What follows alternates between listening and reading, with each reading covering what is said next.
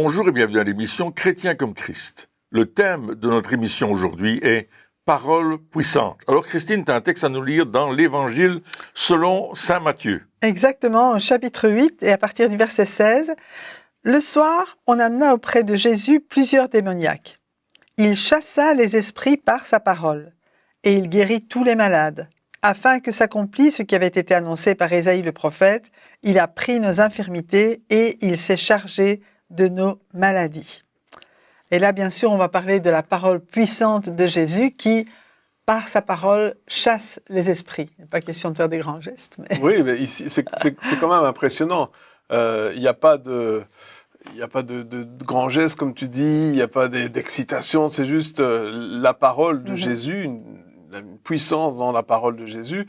Il y a même une traduction qui dit il a parlé une seule parole de guérison sur eux, il a proclamé une parole de guérison, et les démons sont partis, et les malades ont été guéris à cause d'une parole qui était prononcée. Mais ça, on en revient alors au fait que Jésus nous dit qu'il ne dit que ce qu'il entend le Père dire, et la parole de Dieu est puissante, vu qu'elle a créé l'univers quelque part. Absolument. Et puis Jésus est appelé aussi dans l'Évangile de Jean, au premier chapitre, au commencement était la parole était avec Dieu, et la parole était Dieu. D'autres traductions disent le Verbe. Donc cette parole prononcée, je crois que c'est vraiment un très beau terme de dire le Verbe, parce que lorsque Jésus parle, il parle la parole, et cette parole, elle a la puissance dans cette parole, parce que Jésus lui-même est la parole de Dieu. Oui, donc il est vraiment, c'est comme s'il crée, quoi. C'est une parole créatrice. Absolument, oui. Mais ici, Dieu, par sa parole et par la parole que Jésus prononce, mais quelque part, il remet toute chose d'aplomb. C'est un peu, c'est ça, il chasse les esprits. Tout ce que le diable a pu faire dans la vie de ces personnes, Jésus l'anéantit par sa parole et il redonne la vie et la vraie vie.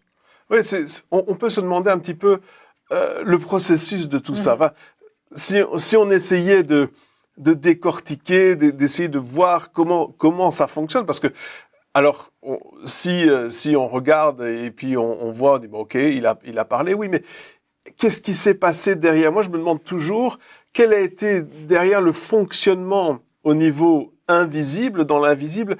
Qu'est-ce qui s'est passé pour que justement, tout d'un coup, alors que des paroles, ils en avaient déjà entendu tout plein, les gens qui étaient possédés, ceux qui étaient malades. Je veux dire, c'était pas les premiers mots qu'ils entendaient de la bouche de quelqu'un, et peut-être qu'ils avaient déjà entendu Jésus prêcher, et donc Jésus avait déjà parlé, et donc ils avaient déjà entendu peut-être les paroles de Jésus. Mais ici, ce sont des paroles spécifiques qui, comme tu dis, qui remettent toutes les choses en alignement avec la volonté de Dieu. Je me demande toujours comment ça fonctionne. Comment est-ce que Jésus, il a déclaré ces choses? Qu'est-ce qu'il a pu voir? C'était quoi le fonctionnement derrière? Mais la première chose que Jésus va dire quand il va commencer son ministère, il va dire le royaume de Dieu s'est approché.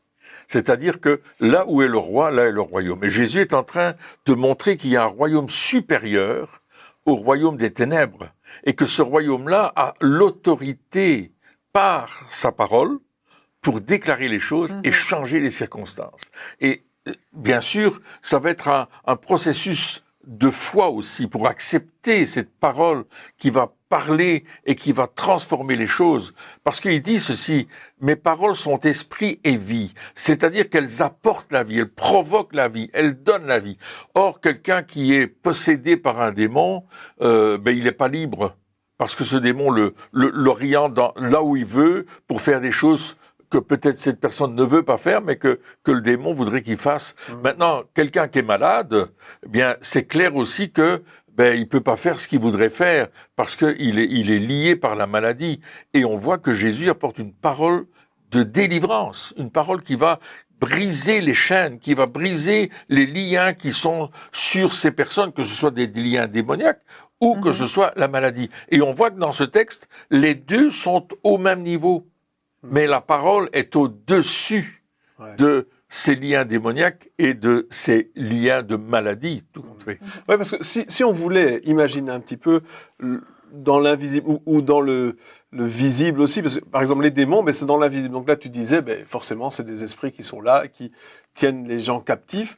La maladie, ça peut être deux choses, ça peut être un virus, donc quelque chose, donc c'est une bactérie, je sais pas, moi je suis pas docteur ni scientifique, mais c'est quelque chose qui vient et qui attaque notre système. Et puis la deuxième chose, c'est les effets de cette attaque. C'est-à-dire que peut-être que la bactérie ou le virus ou peu importe est parti, mais dans le corps, eh bien, il y a des cellules qui ont été détruites, il y a des choses, des dommages qui ont été causés, d'autres c'est peut-être à cause d'un accident. Donc on est là à plusieurs domaines. C'est-à-dire d'un côté, ben, Jésus il parle au domaine spirituel, c'est-à-dire les démons, les mauvais esprits, etc. De l'autre côté, il parle au domaine biologique, c'est-à-dire à la maladie, au virus, vraiment à ce qui s'attaque à notre corps. Et puis, d'un troisième côté, on parle aussi du physique, c'est-à-dire les effets que ça a eu sur nous, soit que c'était endommagé, et là il a fallu une réparation, soit que c'était complètement détruit ou mort, et là il a fallu une recréation de ce qui était cassé ou plus là ou peu importe. Et donc là on voit que cette parole, ça va bien plus loin que juste une autorité sur un esprit. C'est vraiment, comme tu disais, c'est vraiment la vie, un esprit. Et vie, donc ça amène la vie en plus. Oui, tout à fait. Et en fait, Dieu a tout créé par sa parole. Jésus, comme tu le disais, c'est la parole faite chair. Donc, Jésus est créateur de toute éternité. Donc, quelque part, si il a tout créé, il peut tout réparer. Quelqu'un qui a façonné quelque chose ou un objet, il est le seul à pouvoir le réparer s'il est en panne. Et parfois d'autres ont cherché longtemps. On connaît cette histoire avec les grandes orgues. Mais ici, on voit vraiment que la parole de Jésus, elle est créatrice, elle est réparatrice. Et puis on le voit non seulement pour les maladies, mais on va le voir aussi ordonné à la mer, ordonné au vent, à la tempête, aux éléments. Donc il y a cette parole qui a une puissance parce qu'il est le créateur. Il est celui qui a toute autorité, non seulement sur les corps, sur tout ce qui est physique, sur tout ce qui est spirituel, et son nom est au-dessus de tout nom.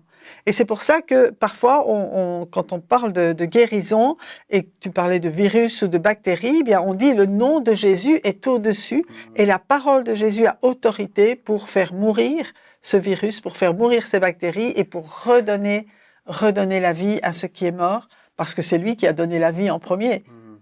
Oui, maintenant, alors la question, donc ça c'est magnifique, donc tu dis Jésus, il est la parole de Dieu faite chair, forcément, c'est extraordinaire.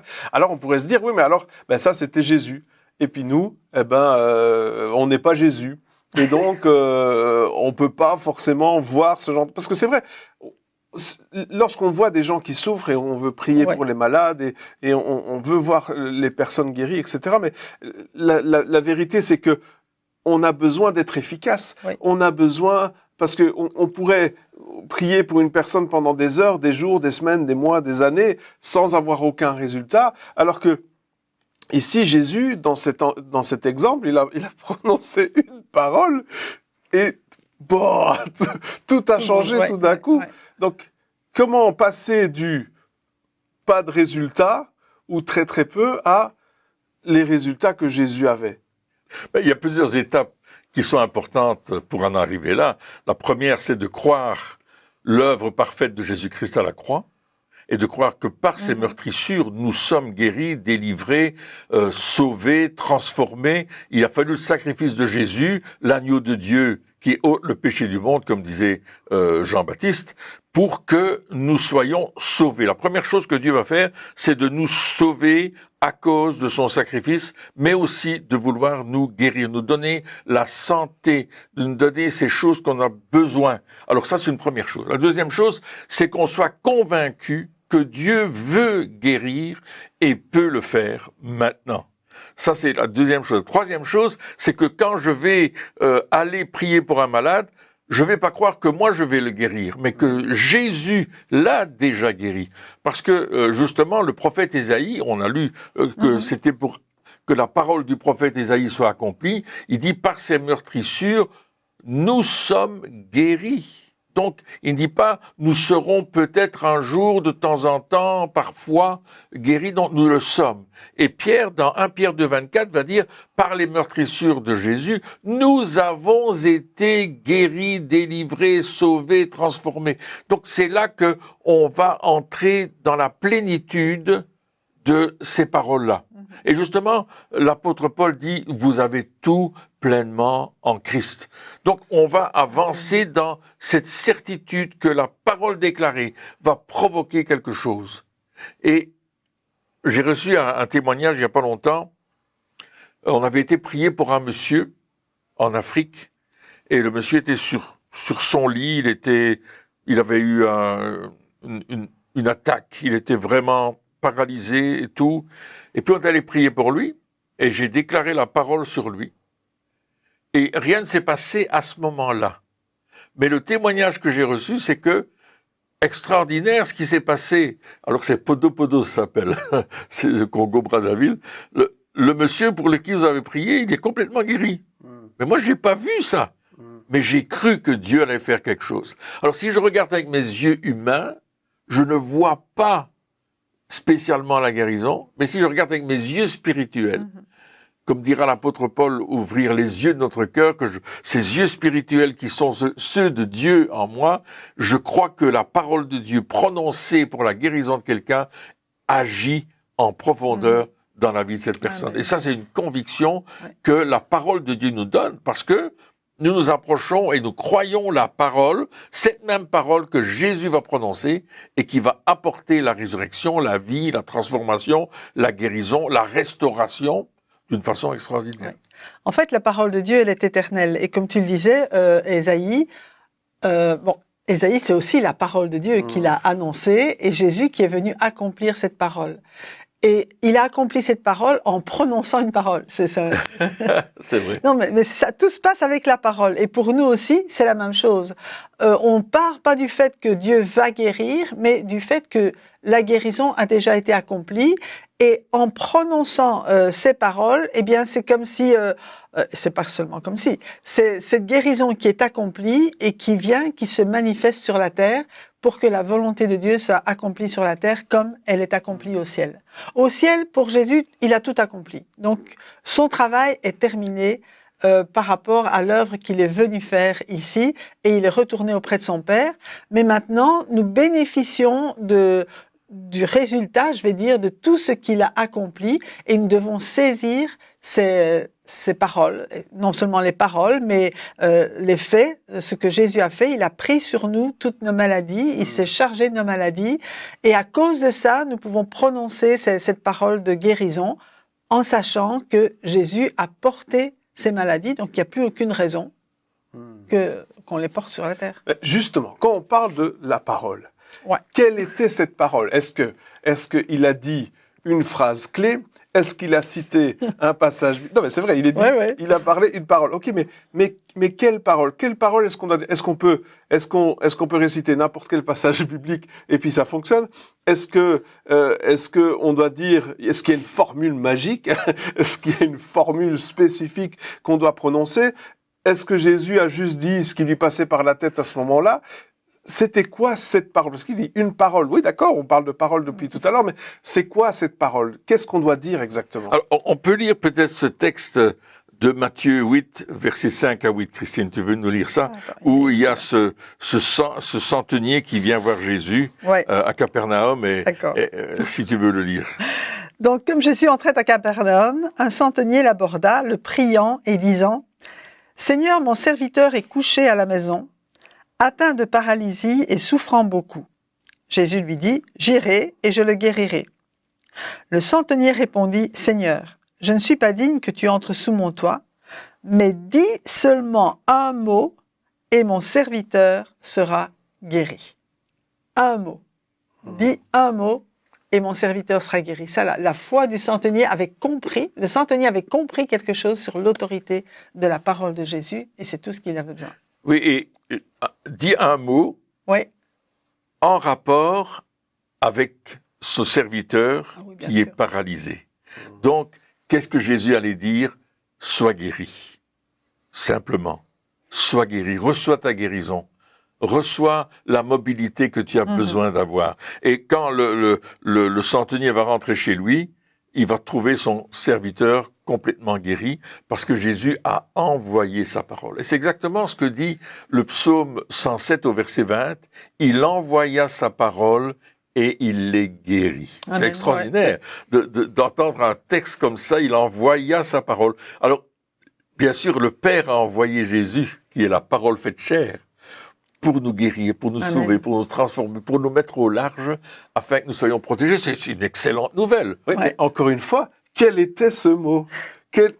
Alors, dans une autre version, on nous dit proclame la guérison sur lui et il sera guéri. Donc, proclame juste donc, ça pourrait peut-être être juste sois guéri. Oui. Absolument. Quelque chose comme ça. Ou, parce qu'on aime structurer les choses, on aime comprendre comment les choses fonctionnent, etc.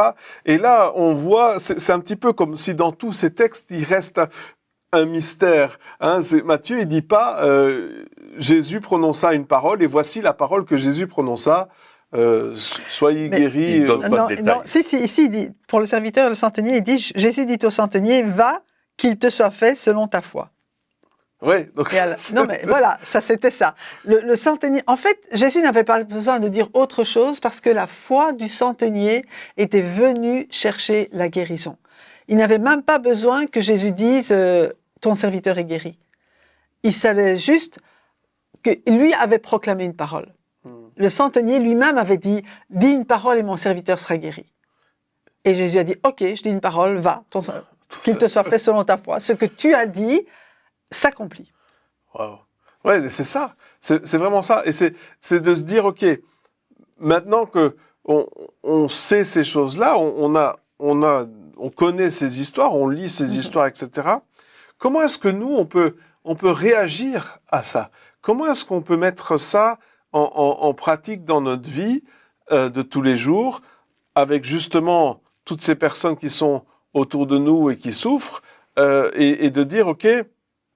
Je veux pas dire mes paroles. Parce que lorsque quelqu'un vient et qu'il est malade ou qu'il est souffrant, ou qu'il est en difficulté, etc., on a des paroles. On a des conseils. On a des idées de comment ça devrait fonctionner. On a un schéma de comment il devrait être guéri ou de ce que Dieu devrait faire pour lui. Ou on a toutes ces choses-là qui viennent et quelque part, elles sont dans le chemin. Elles sont un obstacle à la guérison de cette personne-là. Parce que, du coup, c'est nos paroles, mais pas les paroles de Dieu. Et je pense que ce qui change avec Jésus, c'est, oui, Jésus est le Fils de Dieu, Dieu fait homme, etc., bien sûr, mais ce qui change, c'est que il se laissait inspirer par Dieu pour déclarer les choses. C'est comme s'il restait ouvert à la surprise de ce que Dieu allait dire au travers de lui. C'est ça. Et est-ce que c'est ça la clé, que nous aussi on puisse être ouvert à la surprise en disant ok, je veux pas aller prier pour quelqu'un avec une idée préconçue parce que j'ai déjà prié pour 50 personnes avant et j'ai vu des résultats, donc je me dis le résultat c'est comme ça que ça doit se passer parce que c'est comme ça s'est toujours passé, ou parce que j'ai entendu des témoignages de ça s'est passé comme ça autrement, donc je vais faire la même chose, je vais dire les mêmes paroles, je vais essayer d'employer la même formule pour avoir le même résultat, et je vais être déçu parce que je vais pas l'avoir. Et l'important, c'est de se laisser inspirer par le Saint-Esprit et recevoir ce que la Bible appelle des paroles de connaissance, c'est-à-dire qu'à un certain moment, je reçois une révélation par rapport à la situation de la personne pour qui je vais prier. Et j'étais dans une réunion, et puis à un certain moment, je reçois un mot, le mot soulier. Alors, je dis aux gens, écoutez, c'est bizarre, ça m'est jamais arrivé, mais j'ai reçu le mot soulier. Est-ce que ça parle à quelqu'un dans la salle? Alors, au début, personne ne répond. Et puis d'un coup, il y a une dame qui dit, mais moi, ça me parle. Parce que j'ai tellement mal à ce pied-là, alors je ne sais plus si c'est le gauche ou le droit, que je ne sais plus mettre mon soulier. Et Et c'était exactement ce que cette femme avait besoin de... Alors qu'aujourd'hui, on parle de chaussures.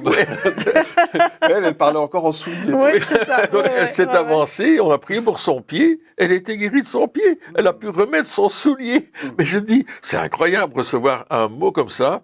C'est arrivé plusieurs fois et ça arrive souvent où tout d'un coup, quelqu'un se présente pour qu'on prie pour une chose et le Saint-Esprit me dit non, ne prie pas pour ça, prie pour ça. Et je prie pour cette chose-là et la personne se pose des questions, mais elle revient me dire, j'ai été guéri. J'ai pas compris votre prière, mais aujourd'hui je suis guéri parce que le problème c'était ce pourquoi vous avez prié. Et toi tu réponds, moi non plus, j'ai pas compris ma prière. Non, moi non plus, non, ça c'est vrai. Il y a des fois que tu comprends pas pourquoi tu fais certaines choses, mais encore une fois, sous l'inspiration du Saint-Esprit, tu rencontres la foi de la personne, tu rencontres le besoin spécifique de la personne. Et ça m'est arrivé souvent de dire, Seigneur, je prie pour que cette personne s'aligne avec la parole d'Ésaïe qui proclame que par les meurtrissures de Jésus, nous sommes guéris. C'est la seule parole qui, à mon avis, est importante parce que c'est ça le secret de la guérison. C'est l'œuvre de Jésus. Donc, ce qui se passe, au fait, lorsque tu te laisses inspirer ou lorsque on prie pour les gens en se disant, OK, je vais être ouvert à ce que Dieu veut dire au travers de moi, plutôt que toutes mes idées préconçues de comment je devrais prier et ce que je devrais dire. Et surtout, il faut que ma prière, elle ait l'air bien parce que je suis un gars spirituel ou je suis, hein. Donc, quand on enlève toutes ces barrières et qu'on se laisse inspirer, mais la parole que nous prononçons, tout d'un coup, elle est puissante vu que c'est pas la nôtre. Absolument. C'est plus nous. Nous, on devient quelque part un canal, un vaisseau pour que Jésus ou Dieu puisse parler au travers de nous et prononcer sa parole. Oui. Et c'est sa parole qui va les guérir. C'est ça, oui, tout à fait. C'est sa parole et son cœur. Je crois que c'est important aussi de recevoir et de chercher le cœur de Dieu, la compassion, l'amour de Dieu, le plan de Dieu pour la personne, de ne pas regarder à ce qu'on voit dans le physique, dans le naturel, mais vraiment de laisser Dieu nous imprégner de son amour et de sa compassion pour non seulement apporter sa parole, mais l'apporter avec amour. Et ça aussi, c'est important, parce que rien que le ton ou la façon de parler va déjà guérir à l'intérieur la personne et va ouvrir son cœur pour recevoir la guérison. Et c'est pas la longueur de ta prière. C'est pas les mots très intelligents ou très savants que tu veux utiliser. C'est simplement la parole de Dieu qui va toucher la personne. Parfois, il y a des gens qui viennent et t'expliquent leur maladie avec des mots médicaux, etc. Tu sais même pas de quoi on parle. Donc, moi, généralement, je demande aux gens de simplifier, de dire exactement où c'est qu'ils ont mal. Si tu parlais à un enfant. C'est ça. Où c'est qu'ils ont mal. Depuis combien de temps vous avez mal? Est-ce que il y a un diagnostic? Alors, ils te répondent des trucs. Ils disent non, ça va, c'est bon. Je sais pas ce que ça veut dire. Mais Jésus connaît. Ouais. Et j'ai confiance. Vous êtes venus avec votre foi pour recevoir la guérison. Et cette guérison, elle est en Jésus. Et c'est lui qui va vous la communiquer. Alors parfois, on impose les mains, parfois on dit une parole, parfois simplement au téléphone. On aime les gens, simplement en disant Dieu est en train de faire l'œuvre, il vous guérit, soyez guéris. Parfois tu les prends dans ses bras. Parfois je les prends dans mes bras, oui, ça c'est vrai. Mais je dis vous êtes importante, et c'est ça qui prime, en fait, c'est que la personne pour qui tu vas prier, elle est importante pour Dieu. Et quand tu vas lui apporter ce message de guérison, cette parole de guérison, dis seulement une parole et mon serviteur sera guéri. Ça a à voir avec la foi, évidemment. Et quand tu amènes cela, boum, il se passe quelque chose. Dieu a toujours besoin de ma foi, ma simple foi. Faut pas commencer à dire, oh, on doit fortifier sa foi. Tu sais, un peu comme on fait des gonflettes avec les muscles. Hein. Non. Je crois, Seigneur. Ouais. Et ça va aussi avec la délivrance, hein, vu que ici, le premier texte qu'on a lu, ça commence justement avec les personnes qui sont libérées. Et là encore plus, je vais dire, parce que autant au niveau de la guérison, on pourrait avoir peut-être des formules toutes faites, hein, ou de proclamation, etc. Autant pour la délivrance, on a vraiment besoin d'être inspiré, parce que sinon on peut perdre du temps, on peut ne pas avoir de résultats, Absolument. On peut se prendre des coups, on peut, ça peut vite tourner en en cacahuète. Et donc, je pense que c'est important de là encore une fois, comme tu dis, avoir ce cœur de compassion pour ces personnes qui sont quelque part tourmentées par des esprits qui n'ont pas la liberté qu'ils devraient avoir en tant qu'enfants de Dieu. Et aussi, mais justement, pouvoir prier pour eux, pouvoir déclarer sur eux des paroles qui vont les amener à être libérés, qui vont les amener à pouvoir justement prendre eux-mêmes leurs décisions, prendre eux-mêmes des bonnes décisions maintenant, faire de bons choix et de dire ok, maintenant je vais m'engager, je vais renoncer à ces choses-là, etc. Et donc je pense que c'est vraiment important de se laisser inspirer. Et je pensais aussi, alors là ici on parle avec de prier pour des personnes, mais on peut aussi parler des endroits où nous allons. On peut arriver dans des lieux où l'atmosphère, ce qui se passe spirituellement, on sent que c'est chargé, on sent que il y a déjà juste dans l'air, il y a quelque chose qui va pas, je sais pas comment appeler ça, mais une oppression, quelque chose qui... Et là aussi, une parole peut changer les choses. Là aussi, lorsque nous déclarons ce que Dieu nous dit de déclarer, eh bien, ça peut complètement changer l'atmosphère, je sais pas comment appeler ça, mais autour de nous, que cette oppression disparaisse. Donc, il y a vraiment une puissance dans la parole de Dieu. Il y a une puissance dans ce que nous disons lorsque nous parlons de la part de Dieu.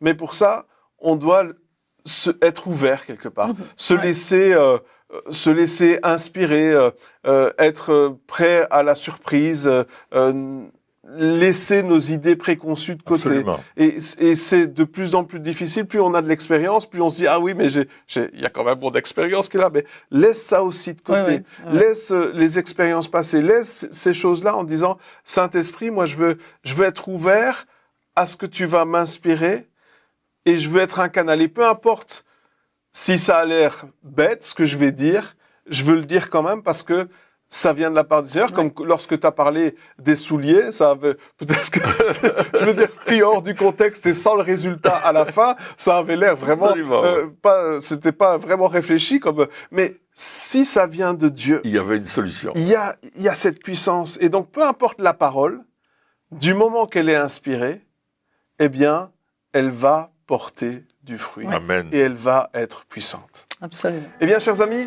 merci encore de nous avoir suivis pour cette émission et puis on se retrouve très bientôt pour la suite. Au revoir.